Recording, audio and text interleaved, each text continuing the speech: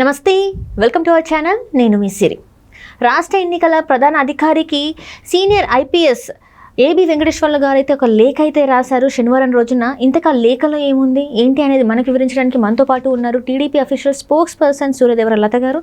నమస్కారం మేడం. నమస్తే మేడం, ఇప్పుడు చూస్తున్నట్టయితే ఏబి వెంకటేశ్వర్లు గారు శనివారం రోజున ఎన్నికల ప్రధాన అధికారికి అయితే లేఖ రాశారు. క్యాట్ ఇచ్చిన ఏవైతే ఉందో దాని ప్రకారం తనకి పోస్టింగ్ ఇవ్వాలి అని చెప్పేసి అయితే తను ఒక ఆ లేఖలో రాయడం అనేది మనం చూసాము. అసలు ఎందుకు ఇంకా జాప్యం చేస్తున్నారు? ఎందుకంటే ఈ 31st తన రిటైర్మెంట్ ఉంది. సో అయినా కూడా ఎందుకు క్యాట్ ఆదేశాలు జారీ చేసినా కూడా ఇంకా ఎందుకు తనకి పోస్టింగ్ ఇవ్వట్లేదు? అసలు ఇప్పుడు క్యాట్ ఆదేశాలని ఎందుకు పక్కదావ పట్టిస్తున్నారు, ఎందుకు డిలే చేస్తున్నారు, ఇవన్నీ చూస్తుంటే కూడా ఇంకా కూడా అనుమానం ఉంది. అంటే జగన్మోహన్ రెడ్డి ఇంకా కూడా ఏదైనా చేస్తున్నాడా?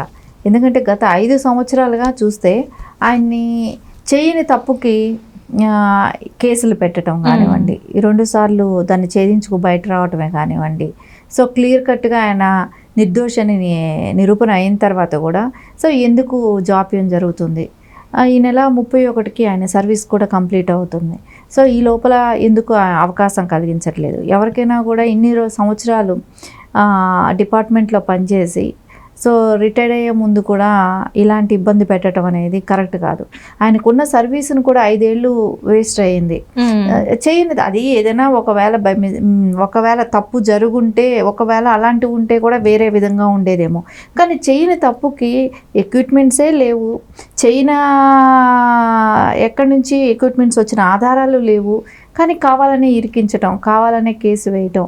ఆయన ఎందుకంటే నెక్స్ట్ సీనియారిటీ ప్రకారం తీసుకుంటే ఆయన డీజీపీ అయ్యే అవకాశాలు ఉన్నాయి.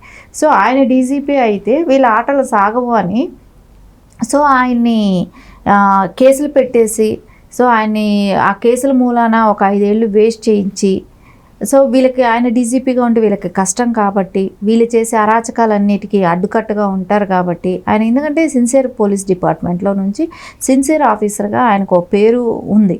అలాంటి వ్యక్తిని పక్కకి నెట్టేసేదానికి చేసిన ప్రయత్నమే ఇది.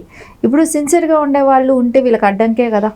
ఎందుకంటే వీళ్ళు చేసే దుర్మార్గాలే కానివ్వండి, వీళ్ళు ఎగ్జాంపుల్ తీసుకుంటే కోడికత్తి దగ్గర నుంచి తీసుకున్న అవన్నీ కూడా ఇన్వెస్టిగేషన్స్ జరగాల్సిన అవసరం ఉంది. కోడికత్తి కానివ్వండి, వివేక గారి హత్య కానివ్వండి, తర్వాత గులకరాయి, అంటే వాళ్ళ పర్సనల్వే ఇన్ని ఉన్నాయి. సో ఇవన్నీ కూడా బయట వస్తాయి. మళ్ళీ ఇంకా వీళ్ళు చేసే అరాచకాలు ఉన్నాయి, సో అవన్నీ బయట వస్తాయి. వీళ్ళు తెలుగుదేశం క్యాడర్స్ని ఎంతమందిని చంపారో ఇవన్నీ కూడా సరైన ఇన్వెస్టిగేషన్. కానీ ఇదేలాగా ప్రజలు మిస్సింగ్, అంటే మహిళలు 30,000 మంది మిస్సింగ్ అయ్యారు మహిళలు.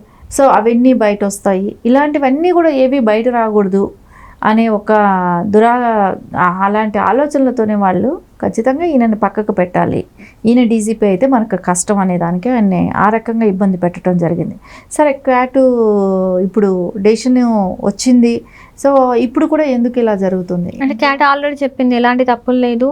అండ్ ఇంకొకటి ఏంటంటే తనకు రావాల్సిన ఏదైతే మొత్తం ఉందో అదంతా కూడా ఇన్ని సంవత్సరాలది మొత్తం చేసేసి ఇవ్వాలి అని చెప్పేసి, తను కూడా ఏదైతే మొత్తం మనీ ఉందో అది కూడా ఇవ్వాలి అని చెప్పేసి, అరియర్స్ కూడా ఇవ్వాలి అని చెప్పేసి చెప్పడం జరిగింది. ఆదేశం జారీ చేసింది. అయినా కూడా ఇంతవరకు ఆయనకి ఎలాంటి పోస్టింగ్ ఇవ్వలేదు.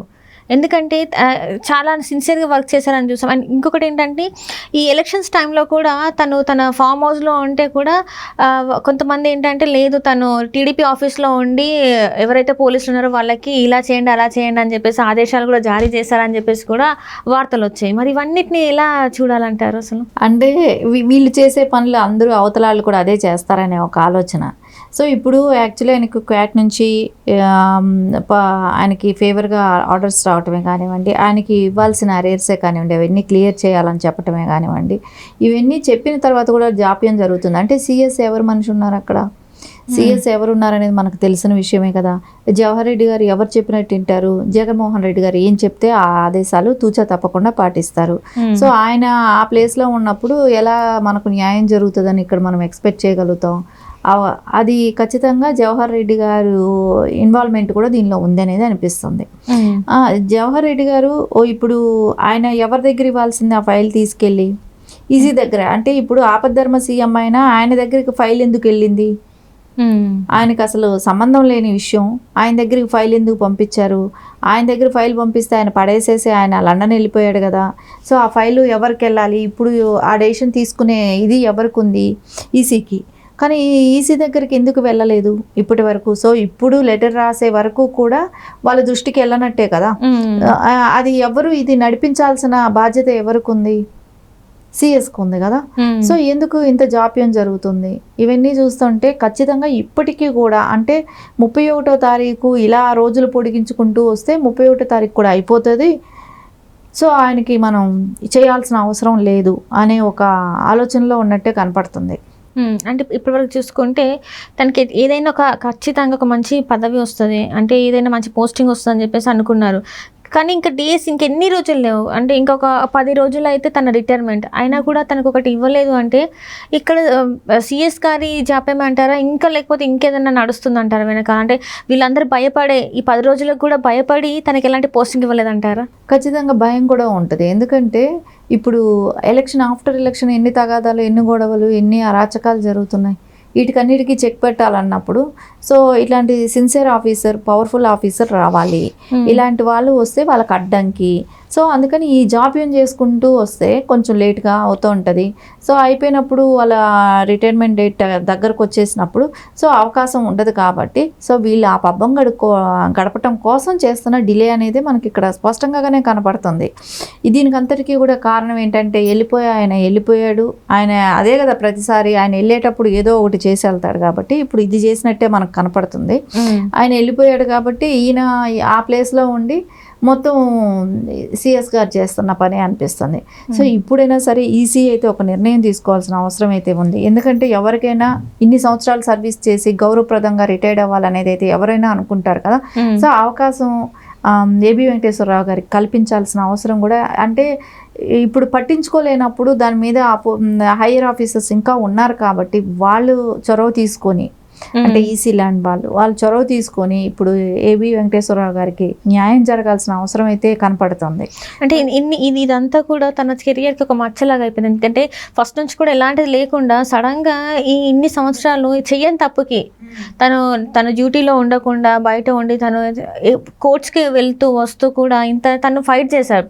ఇంత ఫైట్ చేసి తనకు అనుకూలంగా వచ్చినా కూడా ఈరోజు ఎలాంటి ప్రయోజనం లేకుండా అయిపోయింది. ఇంకొక 10 రోజులలో తన రిటైర్మెంట్. సో ఇప్పుడు ఇంకా మరి తనకి ఇంకా న్యాయం జరిగే అవకాశం ఉందంటారా? మరి 10 రోజుల కోసం ఏదైనా పోస్టింగ్ ఇచ్చే అవకాశం ఉందంటారా? ఖచ్చితంగా దీనిలో ఈసీ కలగజేసుకుంటే అవకాశం అయితే ఉంటుంది.